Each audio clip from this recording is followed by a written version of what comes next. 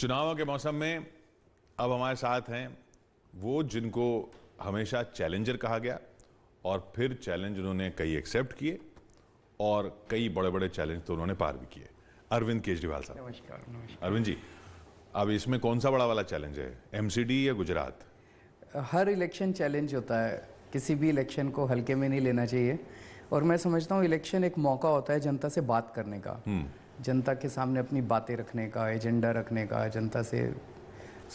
हर election अच्छा होता है और चैलेंज होता है। इन दोनों में जीत के लिए आश्वस्त हैं आप? दोनों में ऐसा लग रहा है, मतलब जनता जनार्दन है, अहंकार नहीं करना चाहिए, लेकिन मुझे लग रहा है जनता का मूड देख के दोनों जगह कि दोनों जगह जीतना चाहिए। बीजेपी भी यही कर रही है तो वो तो नतीजे बताएंगे। सब लोग मेहनत कर रहे हैं, हम भी मेहनत कर रहे हैं, वो लोग भी मेहनत कर रहे हैं।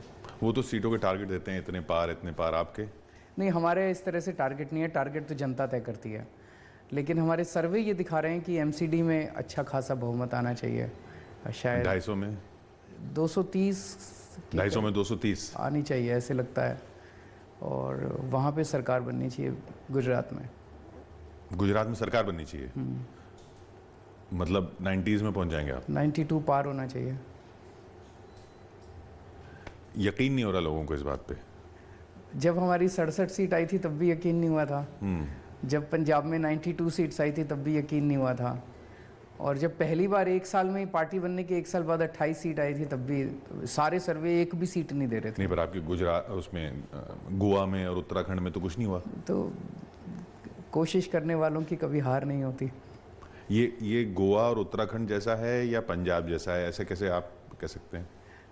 हर चुनाव अलग होता है ना, ये गोवा उत्तराखंड जैसा है ना पंजाब जैसा है। गुजरात है, गुजरात के लोग अलग हैं, कल्चर अलग है, लेकिन समस्याएं देश भर में वही हैं, महंगाई, बेरोजगारी। और उसमें लोगों को भरोसा है कि आम आदमी पार्टी ही हमें इसका समाधान दे सकती है। तो आपने हिमाचल का मैदान क्यों छोड़ दिया? मैदान नहीं छोड़ा, वहाँ भी लड़े हैं हम। कितनी सीटें आएंगी समय बताएगा। पर वहाँ सरकार नहीं बन रही? वहाँ थोड़ा मुश्किल नज़र आ रहा है। वो तो पंजाब के बगल में था।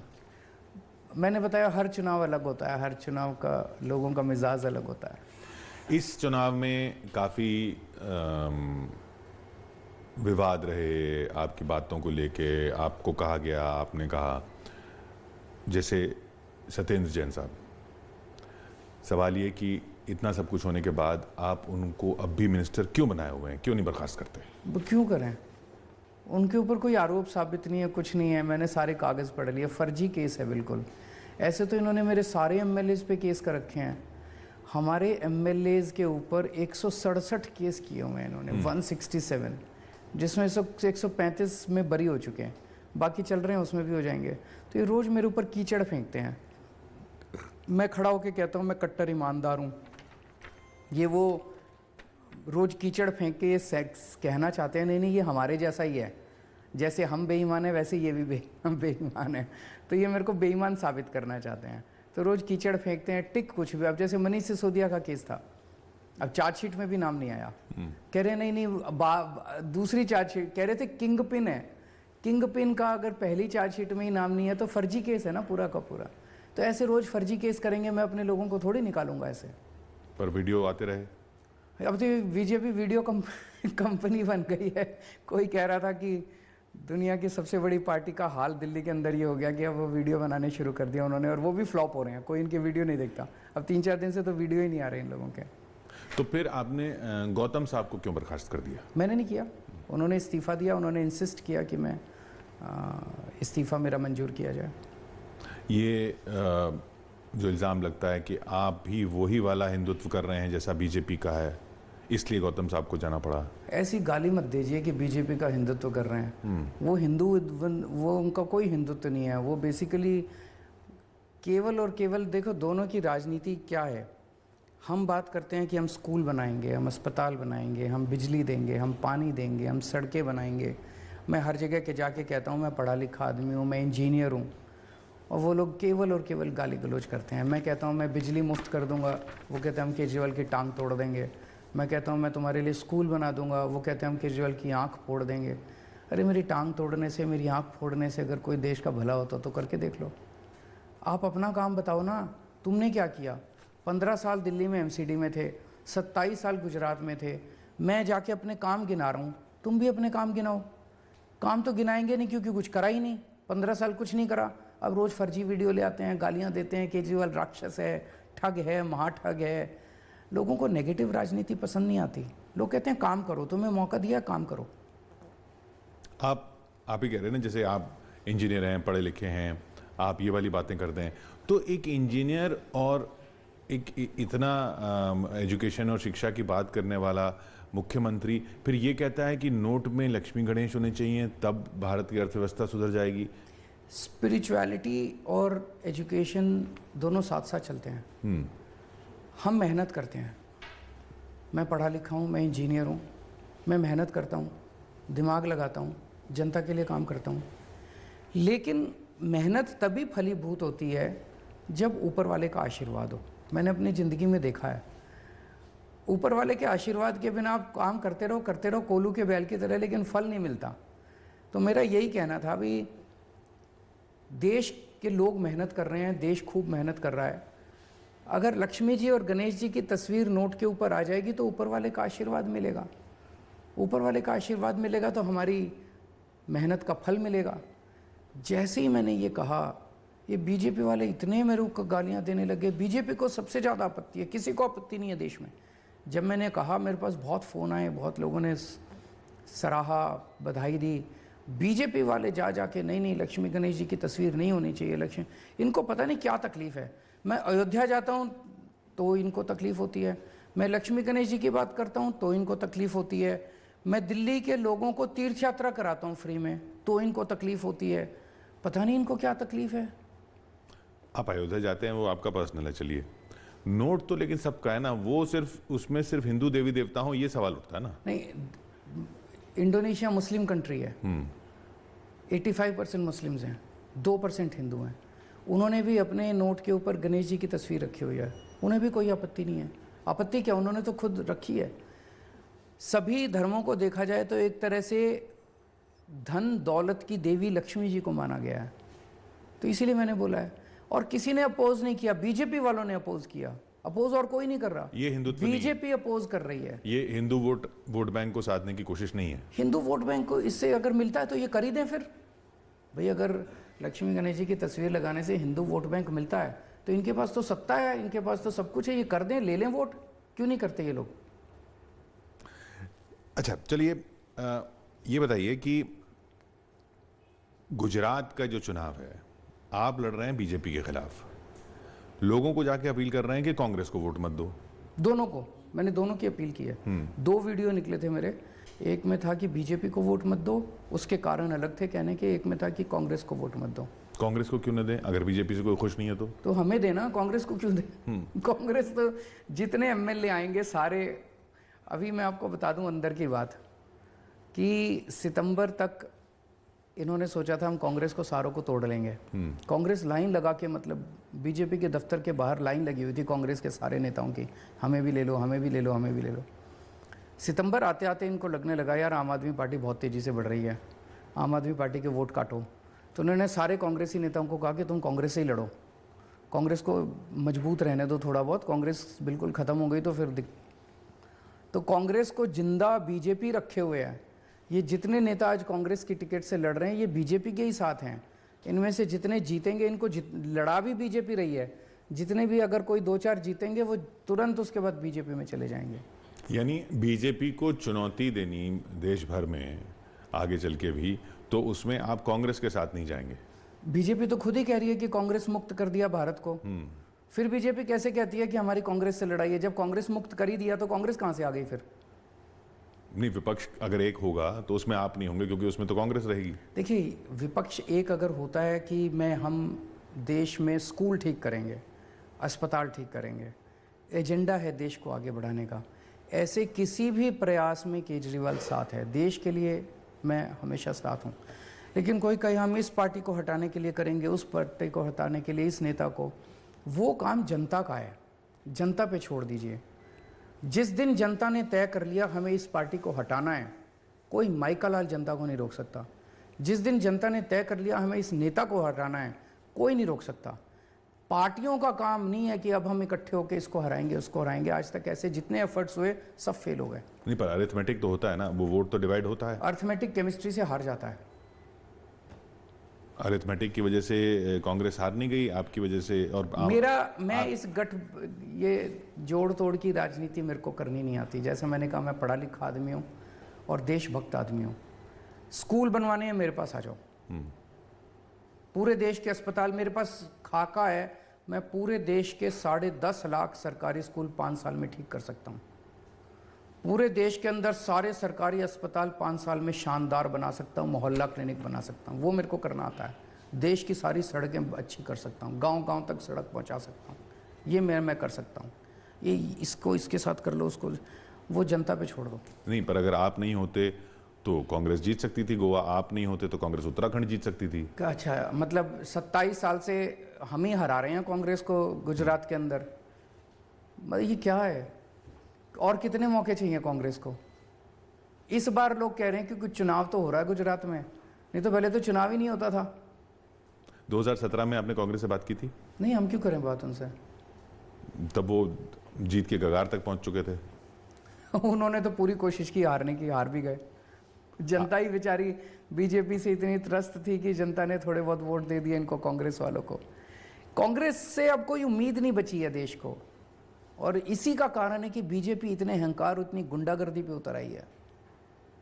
तो आपका ये कहना है कि अच्छा, और आपको नहीं फायदा होता अगर कांग्रेस नहीं होती तो, या कांग्रेस आपके साथ होती? अगर कांग्रेस हमारे साथ होती ना, हमारा बेड़ा गर्क हो गया होता बिल्कुल। मतलब 4 लोग भी फिर हमें वोट नहीं देते, कहते यार किसके साथ चले गए तुम लोग। पहली सरकार आपकी उन्होंने बनाई थी। नहीं तो वो तो जनता से पूछा हमने। जनता, चुनाव हो गया, उनको कुछ सीटें मिली, हमें कुछ सीटें मिली, पूर्ण बहुमत किसी का नहीं था। तो जनता से पूछा, जनता ने कहा भी वादे पूरे। 49 दिन के अंदर काम बड़े अच्छे करे थे हमने। 49 दिन के अंदर बिजली के रेट आधे कर दिए दिल्ली में, पानी मुफ्त कर दिया दिल्ली के अंदर, और करप्शन तो ख़त्म हो गया था पूरी दिल्ली में। क्या सरकार थी वो। करप्शन की आप बात करते हैं, आपके लोगों पर भी इल्ज़ाम लगते हैं। वो तो मैंने कहा, रोज कीचड़ फेंकते हैं ये लोग। कोई साबित हुआ आज तक? पर सत्येंद्र जी बाहर भी तो नहीं आ रहे ना। बाहर नहीं आ रहे क्योंकि ईडी का बेल का प्रोसीजर बड़ा कठिन है। आपको पता है केस क्या है सत्येंद्र के ऊपर? इन्होंने कलकत्ता के 2 हवाला डीलर पकड़े जिनसे सत्येंद्र का कोई दूर दूर तक का लेना देना नहीं है। उन हवाला डीलरों ने हजारों लोगों को एंट्री दे रखी है। उनसे उनकी गर्दन मरोड़ के उनसे झूठा सत्येंद्र जैन का नाम लिखवा लिया कि हमने सत्येंद्र जैन को एंट्री दी है। सत्येंद्र जैन बार बार कह रहा है कि उनको मेरे सामने तो करो, मैं 2 क्रॉस क्वेश्चन तो करूं, उनको सामने नहीं कर रहे। सत्येंद्र को जेल में डाल दिया, वो दोनों फ्री घूम रहे, उनका नाम एफआईआर में भी नहीं है। तो जाहिर तौर पे सत्येंद्र को तंग करने की, उसको टारगेट करने की कोशिश है ना। उन दोनों को क्यों छोड़ रखा आप खुद बताओ। कह रहे हैं उन दोनों ने हजारों, वो आज भी एंट्री का काम कर रहे हैं, आज भी एंट्री दे रहे हैं, उनको कुछ नहीं कर रहे। सत्येंद्र को अंदर कर दिया। सिर्फ आप कह रहे हैं कि ये सिर्फ सारा पॉलिटिकल? केवल पॉलिटिकल भी नहीं, गंदी पॉलिटिक्स है। ऐसे देश आगे नहीं बढ़ेगा। केंद्र सरकार सबसे लड़ रही है, सबसे। जुडिशरी से लड़ रही है। मतलब लॉ मिनिस्टर का जो स्टेटमेंट था, बहुत ही दुखदाई स्टेटमेंट है जो परसों उन्होंने दिया। जनतंत्र संवाद से चलता है, गाली गलौच, लड़ाई झगड़े। मैं अभी गुजरात गया, व्यापारियों ने बताया इतनी गंदी गंदी गालियां देते हैं ये लोग, इतना अपमान करते हैं ये लोग। बोला हम इनको इतना चंदा देते हैं, हम इनको सारी इनकी डिमांड, फिर भी इनका कोई एक कार्यकर्ता हमको फ़ोन करके, इतने बड़े बड़े व्यापारी हैं वहाँ पे, फ़ोन करके गाली गलौच करता है इनके साथ, जनता के साथ। ये सही नहीं है। गाली गलौच करना सही नहीं है। गुंडागर्दी, लफंगी, मारपीट। मेरे रोड शो के ऊपर पत्थर फेंकने लगे ये लोग। अरे तुम भी चुनाव लड़ो यार, हम भी चुनाव लड़ रहे हैं, ये क्या बदतमीजी है। यही बात राहुल गांधी कह रहे हैं कि भारत जोड़ो। जोड़ो, अच्छी बात है, उनको शुभकामनाएं। उनकी यात्रा को जो रिस्पांस मिल रहा है उसको देखकर आप क्या कहेंगे? बहुत अच्छी बात है, उनको शुभकामनाएं, सफल हों वो। आपने दिल्ली की हवा को साफ करने का वादा किया था, और वो आप बोलते थे कि साहब हमारे पास सोल्यूशन आ गया है, वो डाल दो, उससे खाद बन जाती है। अब पंजाब में सरकार आ गई, तो फिर वो कहाँ गया सोल्यूशन? उसमें एक दिक्कत आ गई। दिल्ली के अंदर आप चावल बोते हो, फिर चावल की कटाई होती है, उसके बाद गेहूं बोते हो आप।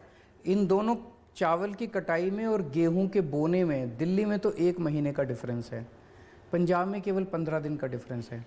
वो जो घोल है उसके छिड़काव को करके और पराली को गलाने का प्रोसेस जो है उसमें 20-25 दिन लगते हैं, इसलिए उसको बड़े स्केल पे हम पंजाब में यूज़ नहीं कर पाए। लेकिन पंजाब में भगवंत मान साहब ने कई प्रयास करे हैं, उसका नतीजा ये हुआ इस बार पिछले साल के मुकाबले 30-35% पराली कम जली है। ये सारे रिकॉर्ड का हिस्सा है, लेकिन अपने को तो इसको ख़त्म करना है, मतलब we are not satisfied with this. तो मुझे लगता है 1 साल और देते हैं, नई सरकार है, अभी 6 महीने हुए हैं हुए। मुझे उम्मीद है कि अगले साल तक इसमें काफ़ी भारी स्केल पे कमी आनी चाहिए। वो भगवंत मान जी उस पे काम कर रहे हैं, कई सोल्यूशंस पे काम कर रहे हैं। दिल्ली की बात करें तो आपने दिल्ली में भी कर्मचारियों को पक्का करने का वादा किया था, अब आप गुजरात में भी कर रहे हैं, तो दिल्ली में तो हुए नहीं पूरे। पंजाब में होने शुरू हो गए। पंजाब में अभी 8,500 टीचर्स को पक्का किया है। दिल्ली में सर्विसेज हमारे पास नहीं है। दिल्ली में भी हमने बीच में प्रयास किए थे, जैसे गेस्ट टीचर्स को पक्का करने के लिए हमने बिल भी पास किया था असेंबली में, लेकिन वो सेंटर लेके बैठ गया, उन्होंने पास नहीं होने दिया। लेकिन पंजाब में हमने सरकार बनते ही 6 महीने के अंदर टीचर्स कर दिए। अब एक कैटेगरी ऑफ एम्प्लॉयज़ को पक्का कर रहे हैं। तो जहाँ जहाँ हमारी सरकार बनती जाएगी वहाँ कर्मचारियों को पक्का करते जाएंगे। लेकिन जो आपकी राजनीति है फ्री वाली, उसमें ये कर्मचारी पक्का करने से तो और बोझ आता है ना, इसलिए नहीं कर पाते आप। सरकार में पैसे की कमी नहीं है, सरकार में पैसा बहुत है। चोरी करते हैं ये लोग, हम चोरी रोक देंगे, पैसा बहुत आ जाएगा। तो फिर भी हर चीज़ फ्री में देने की बात क्यों की जाए, या कई चीज़ें क्यों नहीं उन पे यूजेज चार्ज लगाया जाए, अगर इकोनॉमिक्स की बात करें तो। एक चीज़ बताओ यार, इस देश के अंदर लोगों के घर नहीं चल रहे, लोगों के घर का खर्चा नहीं चल रहा। इतनी महंगाई कर दी इन लोगों ने, इतनी महंगाई कर दी। एक आदमी कमा के लाता है, महीने 1 तारीख को अपनी पत्नी के हाथ में लाके पैसा रख देता है, 15 तारीख तक 20 तारीख तक पैसा ख़त्म हो जाता है। कहाँ जाए वो औरत बेचारी। मैंने अब अगर उनकी बिजली फ्री कर दी, बताओ कौन सा, मैं कोई पैसे खा के नहीं भाग रहा। मैंने स्विस बैंक में नहीं पैसे डाले, मैंने बच्चों के लिए प्रॉपर्टी नहीं खरीदी, मैंने बंगले नहीं खरीदे, मैंने ज़मीनें नहीं खरीदी। मैं जनता की महंगाई को अगर थोड़ा सा उनको फ़ायदा पहुंचा रहा हूँ, क्या गलत कर रहा हूँ। मैंने बच्चों के स्कूल बना दिए, शानदार स्कूल बना दिए, उसमें बच्चों को अच्छी शिक्षा दे रहा हूँ, फ्री में शिक्षा दे रहा हूँ, बताओ क्या गलत कर रहा हूँ। मैंने अच्छे अस्पताल बना दिए, मोहल्ला क्लिनिक बना दिए, वहाँ पे जनता का फ्री में इलाज करा रहा हूँ, बताओ क्या गलत कर रहा हूँ। तुम कर लो, तुम क्यों नहीं करते।